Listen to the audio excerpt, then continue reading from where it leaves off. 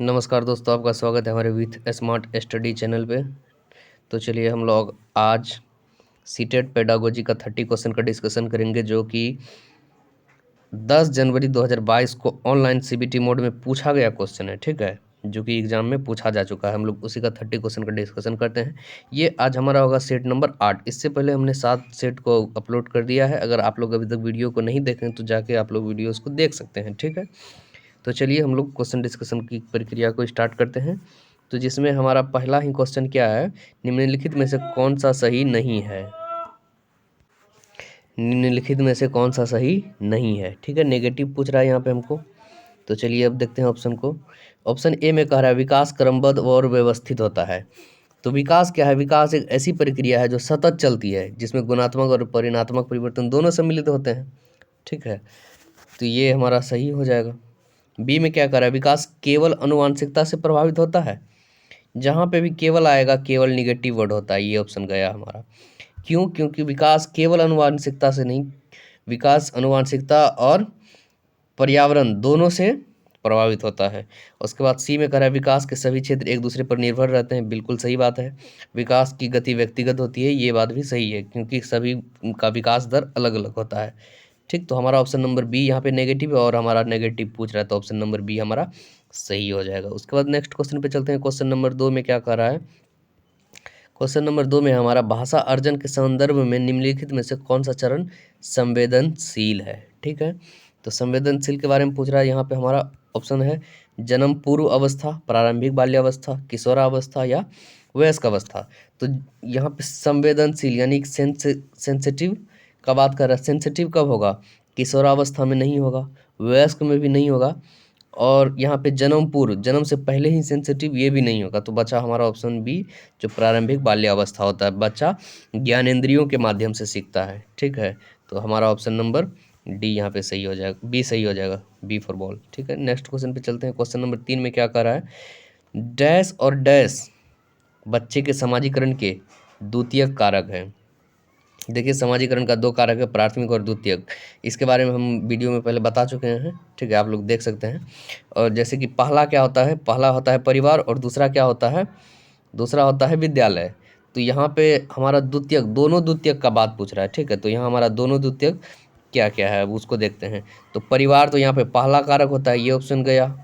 परिवार यहाँ भी है, तो ऑप्शन डी भी गया, ऑप्शन ए और ऑप्शन डी गया। बचा स्कूल और धर्म, धर्म और अभिभावक। अभिभावक बच्चे का क्या होता है, ये भी प्राथमिक कारक ही होता है, तो ये भी गया। बचा ऑप्शन सी, ये हमारा बिल्कुल सही जवाब हो जाएगा, थर्ड का ऑप्शन सी। उसके बाद फोर्थ क्वेश्चन पे देखते हैं क्या है, जीन पियाजे के संज्ञानात्मक विकास के अनुसार बच्चे संरक्षण किस अवस्था में कर पाते हैं। ठीक है, तो जीन पियाजे का संबंधित सिद्धांत का बात कर रहा है। तो जीन पियाजे संज्ञानात्मक विकास संबंधी सिद्धांत दिया है, जिसको 4 अवस्था बताया। ठीक है, पहला है संवेदी पेशीय अवस्था, उसके बाद पूर्व संक्रियात्मक अवस्था, मूर्त संक्रियात्मक अवस्था और औपचारिक अवस्था। ठीक है, तो यहाँ पे हमको क्या पूछ रहा है, किस अवस्था में बच्चा संरक्षण कर पाता है। तो संरक्षण का गुण बच्चा का सेंसरी मोटर स्टेज में नहीं आता है, सांवेदिक में। ठीक है, तो ये पूर्व संक्रियात्मक में भी नहीं आता है। पूर्व संक्रियात्मक में बच्चा जीववादी को नहीं समझ पाता है। बच्चा के बारे में बच्चा क्या करता है, बच्चा मूर्त संक्रियात्मक अवस्था में संरक्षण का गुण आ जाता है, अमूर्त नहीं होगा यहाँ पे। तो ऑप्शन नंबर सी हमारा यहाँ पे सही हो जाएगा। ठीक है, उसके बाद नेक्स्ट क्वेश्चन पे चलते हैं। नेक्स्ट क्वेश्चन नंबर 5 में क्या कह रहा है, मूर्त संक्रियात्मक अवस्था में बच्चों को पढ़ाते हुए शिक्षिका को क्या नहीं करना चाहिए, यानी कि नेगेटिव पूछ रहा है। ठीक है, क्या नहीं करना है शिक्षिका को मूर्त संक्रियात्मक, यानी कि पियाजे का बात कर रहा है। पहला हो जाएगा संवेदी पेशीय अवस्था, दूसरा हो जाएगा पूर्व संक्रियात्मक अवस्था, और तीसरा हो जाएगा हमारा मूर्त संक्रियात्मक, और चौथा हो जाएगा औपचारिक संक्रियात्मक। ठीक है, तो यहाँ पे मूर्त का बात कर रहा है। ठीक है, मूर्त का जब बात करेगा तो वहाँ पे हमारा वर्गीकरण का मौका देना, ऐसी समस्या देना जिसमें अमूर्तता ना हो। ठीक है, और उसके बाद क्रमिक करने के कार्य देना, और उसके बाद है मूर्त संसाधन देना। तो बच्चा को मूर्त संक्रियात्मक अवस्था में किससे बचना है। ठीक है, क्या नहीं करना है, मूर्त संसाधन बच्चा को देना है ताकि वह स्पष्ट रूप से समझ सके। कर्मित क, कर्मित करने के कार्य देना। ठीक है, तो ये भी देना है बच्चा, मूर्त संक्रियात्मक में संरक्षण का गुण आ जाता है, ठीक है, वह चीज़ों को समझ सकता है। उसके बाद क्या है, ऐसी समस्याएं देना जिसमें अमूर्तता की आवश्यकता हो। बच्चा मूर्त संक्रियात्मक अवस्था में अमूर्त चिंतन नहीं कर पाएगा, ठीक है, तो ये नहीं करना है। टीचर को ऐसी समस्या नहीं देना है जिसमें बच्चा अमूर्तता की आवश्यकता हो, ठीक है। तो ऑप्शन बी यहाँ पे नेगेटिव है और नेगेटिव पूछ रहा है, तो ऑप्शन बी हमारा सही जवाब हो जाएगा। उसके बाद क्वेश्चन नंबर 6 पे चलते हैं। 4-5 साल की उम्र में बच्चे अक्सर अपने आप से बातचीत करते हैं। लेव वाइगोत्स्की के अनुसार यह वाक्य क्या कहलाता है? आत्म केंद्रितता यह नहीं कहलाता है। संज्ञानात्मक विकास में बाधा डालता है? नहीं, वो क्या करता है? सहायता करता है। उसके सामाजिक विकास में बाधा डालता है? नहीं, वह क्या करता है? उनको अपनी सोच नियमित करने में मदद करता है, ठीक है। तो ऑप्शन नंबर डी 6 का यहाँ सही हो जाएगा। उसके बाद क्वेश्चन नंबर 7 पे चलते हैं। क्वेश्चन नंबर 7 में क्या कह रहा है?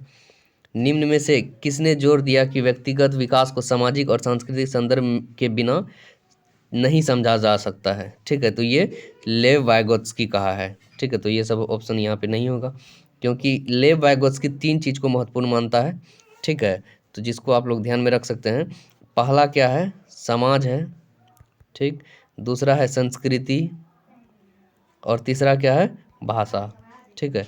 तो यहाँ पे समाज और संस्कृति के बिना बच्चा नहीं समझा जा सकता है, तो ये वाइगोत्स्की कहा है, ठीक है। उसके बाद नेक्स्ट क्वेश्चन 8 नंबर पे चलते हैं।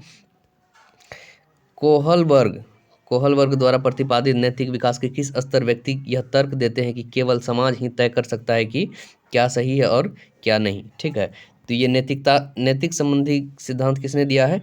तो कोहलबर्ग ने दिया है, ठीक है। तो इसको थोड़ा सा हम लोग समझ लेते हैं। कोहलबर्ग जो है कि 3 स्तर बताया है, ठीक है, और तीनों का 2-2 अवस्था, यानी कि 6 अवस्था है तीनों से, ठीक है। 3 स्तर में पहला होता है प्री कॉन्वेंशनल स्टेज, ठीक है। दूसरा होता है कॉन्वेंशनल स्टेज और तीसरा होता है पोस्ट कॉन्वेंशनल स्टेज, यानी कि पूर्व संक्रियात्मक अवस्था, ठीक। उसके बाद होता है पहला होता है पूर्व परंपरागत अवस्था, ठीक है। तो इसको एक बार फिर से समझ लेते हैं ठीक से। तो ये होता है पहला पूर्व परंपरागत अवस्था, दूसरा होता है परंपरागत अवस्था और तीसरा होता है हमारा उत्तर परंपरागत अवस्था। इसको भी 2-2 अवस्था में डिवाइड किया हुआ है, ठीक है। तो जब भी पूर्व परंपरागत अवस्था का बात करेगा तो इसमें बच्चा आज्ञा का पालन करता है या दंड के कारण, यानी कि सजा मिलने के कारण कोई काम करता है, ठीक है। और इसका दूसरा होता है सापेक्षता उन्मुखता, यानी कि बच्चा के साथ जिस प्रकार का व्यवहार होगा बच्चा दूसरों के साथ भी उसी प्रकार का व्यवहार करेगा, ठीक है। परंपरागत अवस्था में क्या होता है? अच्छा लड़का लड़की बनने की उन्मुखता, ठीक है, दूसरों की अनुमोदन अर्जित करने के लिए अच्छा बनने का कोशिश करता है। और इसका दूसरा होता है परंपरागत का कि समाज जो भी नियम बनाया है उसका पालन करना है, नियम को नहीं तोड़ना है, ठीक है। लेकिन उत्तर परंपरागत अवस्था में जब आता है तो बच्चा नियम को तोड़ देता है अगर समाज की भलाई के लिए है। यहाँ पे बच्चा क्या मानता है कि समाज जो है, नियम जो है व्यक्ति के लिए है, ना कि व्यक्ति नियम के लिए है। और क्षमा होता है सार्वभौमिक, ठीक है। इसमें बच्चा क्या करता है? वह अपनी नैतिकता के आधार पर फैसला लेता है, ठीक है। तो आप लोग समझ गए होंगे, अगर नहीं समझे तो वीडियो को फिर से रिपीट करके देख के समझ सकते हैं, ठीक है। तो यहाँ पे हमारा क्वेश्चन था केवल समाज ही तय कर सकता है, तो समाज ही तय कर सकता है, तो ये आएगा दूसरा में। दूसरा क्या है? परंपरागत अवस्था, ठीक है। परंपरागत अवस्था में पहला क्या था? परंपरागत अवस्था में अच्छा लड़का लड़की बनने की उन्मुखता, और दूसरा क्या था? समाज के नियम संबंध, जो भी नियम है उसको फॉलो करता है, ठीक है। तो यहाँ दूसरा का बात कर रहा है। कोहलबर्ग नैतिक विकास के किस स्तर पर यह तर्क देते हैं कि केवल समाज ही तय कर सकता है? तो यह परंपरागत अवस्था और परंपरागत अवस्था के बीच में सामाजिक, ठीक है, क्रम व्यवस्था भी विन्यास। तो यहाँ आज्ञा पालन ये नहीं होगा, ठीक है। अच्छा लड़का लड़की बनने की ये भी नहीं होगा। अधिकारिता एवं सामाजिक क्रम अव्यवस्था अभिविन्यास ये हमारा सही हो जाएगा, ये भी नहीं होगा। सार्वभौमिक ये उत्तर परंपरागत में आता है, तो ऑप्शन नंबर सी है, ठीक है। अगर वीडियोज आप लोगों को अच्छा लगता है, वीडियोज को लाइक कीजिए, चैनल को सब्सक्राइब कीजिए और दोस्तों के साथ भी शेयर कीजिए, ठीक है। क्वेश्चन नंबर 9 में क्या कह रहा है? निम्नलिखित में से कौन सी व्याख्या हार्वर्ड गार्डनर द्वारा प्रतिपादित तर्कीय गणित बुद्धि का आलेख करती है? यानी कि हार्वर्ड गार्डनर जो है कि बहुबुद्धि सिद्धांत से संबंधित है, यह बहुबुद्धि सिद्धांत का प्रतिपादन किया है। ठीक है, यह कुल 9 प्रकार का बुद्धि बताया है। इसमें बोल रहा है कि गणित तार्किक यानी तार्किक गणित का बुद्धि का आलेख कौन करता है? मानवीय अस्तित्व के मामलों पर सोचने का समर्थ संवेदनशीलता। ठीक है, बी में कह रहा है ध्वनि व ताल के प्रति संवेदनशीलता। सी में कह रहा है पैटर्न को पहचानने और उनमें फेरबदल करने की क्षमता। और डी में कह रहा है समस्याओं को तर्कपूर्ण तरीके से विश्लेषण करने और मसलों की वैज्ञानिक दृष्टि से विवेचन करने की क्षमता। ठीक है, तो यहाँ पे हमारा कौन सा ऑप्शन नहीं हो सकता है उसको देखते हैं। मानवीय अस्तित्व के मामलों को सोचने की क्षमता, ये नहीं होगा। मानव के अस्तित्व के बारे में ध्वनि, ये भी नहीं होगा, क्योंकि बच्चा गणित के विषय में तर्क करता है। ठीक है, गणित तर्किक बुद्धि का, तो उसमें क्या होगा, स्थानों के पैटर्न पहचानने और फेरबदल, ये भी नहीं होगा। ये यहाँ पे हमारा ऑप्शन नंबर डी होगा, क्योंकि इसमें क्या है, तर्कपूर्ण तरीके से विश्लेषण करता है बच्चा। ठीक है, किसी चीज़ के बारे में उसको उसके गुण के आधार पर उसको समझ सकता है। ठीक है, और उसके बारे में वैज्ञानिक दृष्टिकोण से विवेचना करने की क्षमता। तो ऑप्शन नंबर डी सही हो जाएगा। उसके बाद क्वेश्चन नंबर 10 में चलते हैं। क्वेश्चन नंबर 10 में क्या करा है, एक प्रगतिशील कक्षा में अधिगम क्या होता है? अंतःक्रिया संवाद द्वारा होता है, शिक्षकों के अधिगमकर्ताओं द्वारा एक तरफा प्रसारण के रूप में होता है, निष्क्रिय अधिग्रहण द्वारा होता है, केवल अधिगमकर्ताओं की जिम्मेवारी है, शिक्षकों की कोई भूमिका नहीं है। तो यहाँ पे हमारा क्या होगा, जहाँ पे भी केवल आएगा ये नेगेटिव वर्ड हुआ, ये गया काम से। निष्क्रिय जहाँ भी आएगा ये भी नेगेटिव वर्ड होता है, ये भी गया काम से। शिक्षकों से अधिगमकर्ताओं द्वारा एक तरफा नहीं, दोनों का क्या होता है, सहभागिता होता है। ठीक है, तो ये ऑप्शन भी गया, तो बचा ऑप्शन नंबर 10 का ए, जो कि बिल्कुल यहाँ पे सही हो जाएगा हमारा। ठीक है, उसके बाद क्वेश्चन नंबर 11 पे चलते हैं। 11 में क्या कह रहा है, गणित के शिक्षकों को लड़कियों से कक्षा में बहुत कम अपेक्षा रखनी चाहिए? नहीं, शिक्षकों को सभी बच्चों को क्या करना है, समान मानना है। तो ये कथन हमारा गलत हो गया। और इसका तर्क क्या दिया जा रहा है, लड़कियों में गणित को समझने की अनुवांशिक क्षमता नहीं होती है, ये भी गलत है, क्योंकि बच्चों में वह पर्यावरण और अनुवांशिकता पर निर्भर करता है। ठीक है, और अगर उसको बढ़िया पर्यावरण दिया जाएगा तो बच्चा समझ सकता है, चाहे वह लड़का हो या लड़की हो। तो यहाँ पे हमारा दोनों गलत है, ऑप्शन नंबर डी यहाँ पे सही हो जाएगा, जो कि ए और आर दोनों गलत है। ठीक है, उसके बाद क्वेश्चन नंबर 12 पे चलते हैं। क्वेश्चन नंबर 12 में क्या कह रहा है, भाषा के संदर्भ में राष्ट्रीय शिक्षा नीति 2020 किस पर बल देती है? बहुभाषीयता, एक भाषावाद, पूरे देश में निर्देश का माध्यम अंग्रेजी हो, पूरे देश में निर्देश का माध्यम हिंदी हो। तो कहीं पे भी कंपलसरी नहीं करना है किसी भी लैंग्वेज को, बच्चा को उनकी मातृभाषा में समझाना है। ठीक है, उसके लिए बहुभाषिकता को मान्यता दिया गया है। तो ऑप्शन नंबर ए यहाँ पे सही हो जाएगा। नेक्स्ट क्वेश्चन नंबर 13 में क्या कह रहा है, मूल्यांकन का उद्देश्य क्या होता है? मूल्यांकन का क्या उद्देश्य होता है? ठीक है, तो देखते हैं मूल्यांकन का क्या उद्देश्य होता है। अधिगमकर्ताओं में असफलता का डर पैदा करना? नहीं, बच्चों में डर पैदा करने के लिए उसका मूल्यांकन किया जाता है? नहीं, तो ऑप्शन ए गया। बुरे प्रदर्शन के लिए बच्चों को शर्मिंदा करना? ये भी नहीं, बच्चों को किसी प्रकार की तकलीफ नहीं होनी चाहिए, इस चीज़ को ध्यान में रखना है। अधिगमकर्ताओं के प्रदर्शन की एक दूसरे से तुलना भी नहीं करना है, तुलना भी नेगेटिव वर्ड होता है, ये गया। तो बचा जो हमारा ऑप्शन डी, ये सही हो जाएगा, क्योंकि अधिगमकर्ताओं को सीखने की प्रक्रिया में मदद करने में, ताकि मूल्यांकन करने के बाद इस चीज़ का पता लगाया जा सकता है कि बच्चा किस चीज़ को नहीं समझ पा रहा है, कहाँ पे कमज़ोर है। ठीक है, फिर उसका निदान करके फिर उसका उपचार कर सकते हैं। ठीक है, तो उसके बाद क्वेश्चन नंबर 14 पे चलते हैं। क्वेश्चन नंबर 14 में क्या कह रहा है, निम्नलिखित में से कौन सा प्रश्न समालोचनात्मक सोच को बढ़ावा देगा? तो सौर प्रणाली का आरेख बनाओ। तो सौर प्रणाली का आरेख बनाना है तो वो तो बच्चा को याद करना होगा, यानी कि वह उसमें बच्चा अपना सोच नहीं पाएगा। तो ये ऑप्शन गया। 328 से 994 से गुना करो, गुना करने के बाद भी एक ही आंसर आता है, तो बच्चा उस चीज़ के बारे में ज़्यादा सोच नहीं पाएगा, ये भी गया। शिक्षा का अधिकार अधिनियम किस वर्ष पारित किया गया? ये तो ऑब्जेक्टिव टाइप क्वेश्चन हो गया, बच्चा एक लाइन में आंसर इस चीज़ का बता देगा, जो कि दूसरा बच्चा को सोचने में इसमें कोई काम नहीं है। तो जो बचा हमारा ऑप्शन डी, ये सही हो जाएगा, क्योंकि शहरीकरण और वैश्वीकरण के विभिन्न सामाजिक आर्थिक स्तर के लोगों का अलग अलग प्रभाव का विश्लेषण करना, इसमें बच्चा सोचेगा, उस चीज़ के बारे में जानने की कोशिश करेगा, खोज करेगा, जिससे बच्चा का समालोचनात्मक सोच को बढ़ावा मिलेगा। ठीक है, तो ऑप्शन नंबर डी सही हो जाएगा। उसके बाद क्वेश्चन नंबर 15 पे चलते हैं। क्या कह रहा, अधिगमकर्ताओं की व्यक्तिगत विभिन्नताओं को ध्यान में रखने के लिए एक शिक्षक को अधिगमकर्ताओं के पूर्व अनुभवों की उपेक्षा करनी चाहिए? अधिगमकर्ताओं के पूर्व अनुभवों को शामिल कर उनका संचय करना चाहिए, तो ये हमारा सही हो सकता है। अधिगमकर्ताओं के आकलन हेतु एक समान तरीके का इस्तेमाल, ये नहीं होगा। सभी अधिगमकर्ताओं के लिए मानकीकृत, जहाँ भी मानकीकृत आएगा ये नेगेटिव वर्ड होता है, ये भी गया। तो ऑप्शन नंबर बी 15 का सही हो जाएगा, ठीक है। उसके बाद नेक्स्ट क्वेश्चन नंबर 16 पे चलते हैं। क्वेश्चन नंबर 16 में क्या कह रहा है, एक समावेशी शिक्षा, जहाँ भी समावेशी शिक्षा आएगा तो वहाँ पे सभी बच्चों को क्या करना है, समान मानना है, ठीक है। ऑप्शन को देखते हैं। विद्यार्थी ज्ञान सामग्री के निष्क्रिय प्राप्त करता होता है, निष्क्रिय जहाँ भी आया नेगेटिव वर्ड होता है, ये ऑप्शन गया। विद्यार्थी समतापूर्व तरीके से बढ़ते और विकसित होते हैं, ठीक है। प्रौद्योगिकी के उपयोग में विद्यार्थियों के साथ भेदभाव किया जाता है, ये तो गलत हो जाएगा, भेदभाव नहीं किया जाता है। विद्यार्थी पूरी तरह से अपने दम पर ही अधिगम में आने वाली बाधाओं को दूर करते हैं, ये भी नहीं होगा। तो ऑप्शन नंबर बी हमारा सही हो जाएगा 16 का, ठीक है।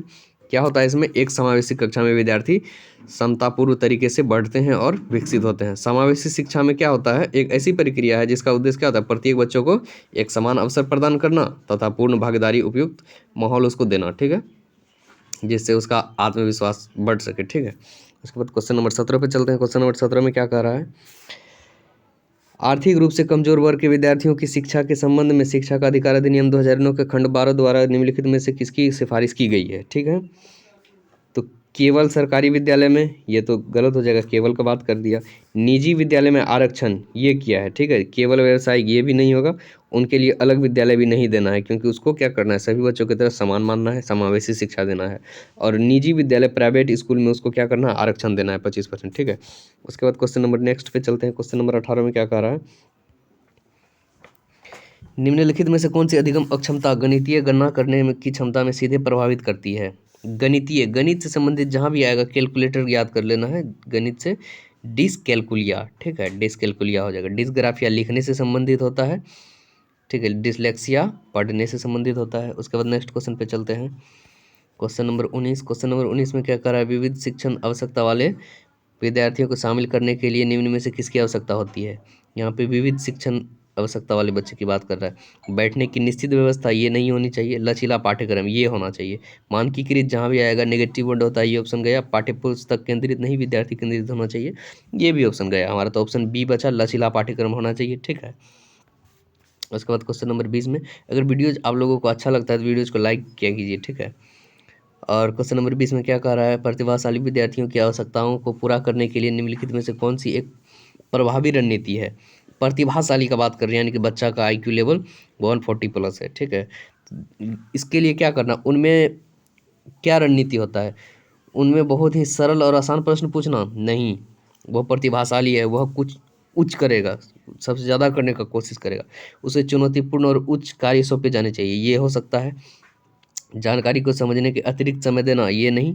और उसमें सफलता की कम उम्मीद रखना, ये भी नहीं होगा। सफलता की उम्मीद उससे रखा जा सकता है क्योंकि वह प्रतिभाशाली है, वह हर चीज़ को उच्च स्तर तक करने की क्षमता रखता है। तो यहाँ पे हमारा ऑप्शन बी सही हो जाएगा, क्योंकि वह चुनौतीपूर्ण और उच्च क्रम कार्य को कर सकता है, ठीक है। उसके बाद क्वेश्चन नंबर 21 में क्या कर रहा है, विद्यार्थियों में अधिगम को सुसाध्य करने के लिए करते समय शिक्षक को निम्नलिखित में से किस रणनीति से बचना चाहिए, यानी कि नेगेटिव पूछ रहा है। संकलनात्मक मानचित्रण ये करना चाहिए, सहज अनुमान लगाना ये भी करना चाहिए, खोजी अधिगम ये भी करना चाहिए ताकि बच्चा सीख सके। जहाँ पे भी निष्क्रिय आता है ये नेगेटिव वर्ड होता है, ठीक है। तो ये गया। तो ऑप्शन 21 का ऑप्शन नंबर यहाँ पे नेगेटिव में पूछ रहा था, ऑप्शन नंबर डी यहाँ पे सही हो जाएगा। क्वेश्चन नंबर 22 में क्या कह रहा है, अर्थपूर्ण अधिगम को सुसाध्य करने हेतु सूचना प्रसंस्करण निम्नलिखित में से कौन सा तत्व सहायक है, ठीक है। यहाँ सहायक पूछ रहा है, तो यहाँ रट कर याद करना ये ऑप्शन गया। उद्दीपन प्रतिक्रिया अनुबंध ये भी गया, और गैर संदर्भीकरण ये भी गया। तो बचा ऑप्शन बी 22 का, ये हमारा बिल्कुल सही हो जाएगा, ठीक है। उसके बाद क्वेश्चन नंबर 23 पे चलते हैं। क्वेश्चन नंबर 23 में क्या कह रहा है, और इसमें विस्तारण क्या होता है। तो विस्तारण होता है, अपनी कक्षा में अर्थपूर्ण अधिगम को सुसाध्य करने के लिए अध्यापिका अपनी कक्षा को सामाजिक, सांस्कृतिक, धार्मिक, भाषाई विविधता को समझना चाहती है, ठीक है। उसके बाद क्वेश्चन नंबर 23 में क्या कह रहा है, क्वेश्चन नंबर 23 में कह रहा है हमारा, एक नया विषय पढ़ाना शुरू करने से पहले एक शिक्षक के लिए यह जानना बहुत महत्वपूर्ण है, बच्चे पहले से क्या जानते हैं। बिल्कुल सही बात है, बच्चों की समझ स्तर को समझना बहुत ज़्यादा महत्वपूर्ण है।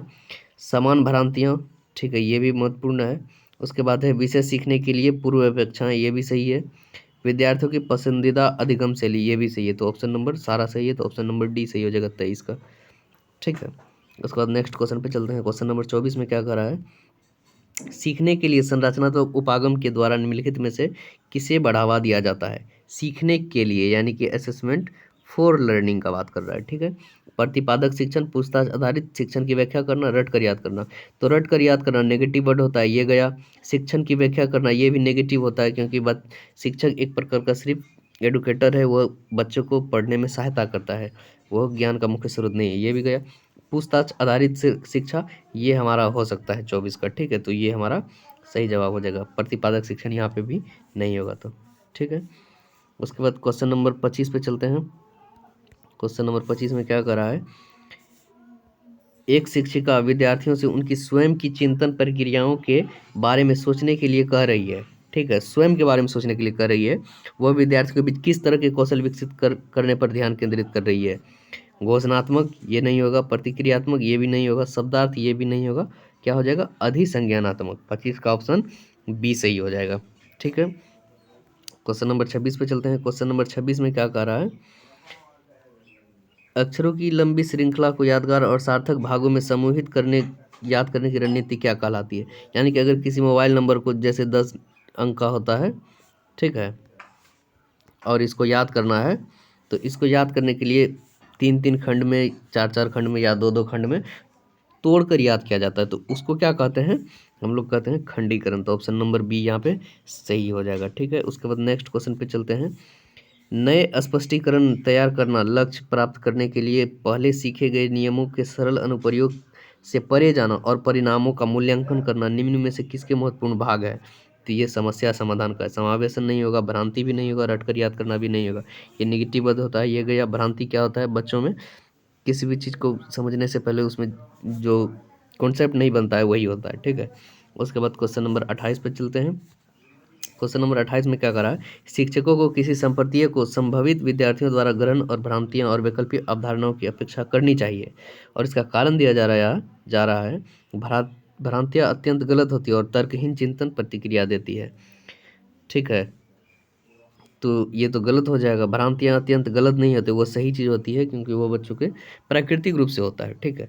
और क्या कह रहा है, शिक्षकों की संपत्ति से प्रभावित विद्यार्थियों द्वारा ग्रहण भ्रांतियां और वैकल्पिक अवधारणाओं की अपेक्षा करती है, ये भी नहीं करती है, ठीक है। ये उसको क्या करती है, मदद करती है। तो ऑप्शन दोनों गलत हो जाएगा, इसलिए ऑप्शन नंबर डी हमारा यहाँ पे सही हो जाएगा। ए और आर दोनों गलत है, ठीक है। उसके बाद नेक्स्ट क्वेश्चन नंबर 29 पे चलते हैं। क्वेश्चन नंबर 29 में क्या कह रहा है हमारा, संवेगों से संबंधित समकालीन मनोवैज्ञानिक सिद्धांत संज्ञानात्मक और भावात्मक प्रक्रियाओं के संबंध को किस तरह से देखते हैं। दोनों एक दूसरे से स्वतंत्र होते हैं, स्वतंत्र नहीं होते हैं, एक दूसरे से जुड़े होते हैं, ठीक है। दोनों एक दूसरे से गुथे हुए होते हैं। तो जुड़े हुए या गुथे हुए या अंतः संबंधित होते हैं, ये सब हमारा सही होगा, ठीक है। केवल जहाँ पे भी आएगा नेगेटिव होता है, केवल ये भी नेगेटिव होता है, ठीक है। तो हमारा ऑप्शन नंबर बी यहाँ पे सही हो जाएगा। उसके बाद लास्ट क्वेश्चन क्या कह रहा है, विद्यार्थी सीखने के लिए प्रेरित महसूस करते हैं जब कार्य डैश होता है, मूर्त और अधिक जटिल, उनकी वास्तविक दुनिया से जुड़ा, अप्रासंगिक, या बिल्कुल भी चुनौतीपूर्ण नहीं। तो इसका क्या सही आंसर है, इसको आप लोग कमेंट बॉक्स में कमेंट करके बताइए। इसका आंसर कमेंट में दिया जाएगा, ठीक है। अगर वीडियोज़ आप लोगों को अच्छा लगा है तो वीडियोज़ को लाइक कर दीजिए, चैनल को सब्सक्राइब कर लीजिए, ताकि नेक्स्ट वीडियो जैसे ही अपलोड करें तो वो सबसे पहले आप तक पहुंच सके, ठीक है। तो मिलते हैं नेक्स्ट वीडियो में बहुत जल्द ही, और सब सेट का भी वीडियोस अपलोड किया जाएगा, ठीक है। अगर वीडियो अच्छा लगा है तो कमेंट बॉक्स में ज़रूर बताएं, ठीक है। मिलते हैं किसी नेक्स्ट वीडियो में, तब तक के लिए रिवाइज करते रहिए और कंटिन्यू सेट प्रैक्टिस करते रहिए।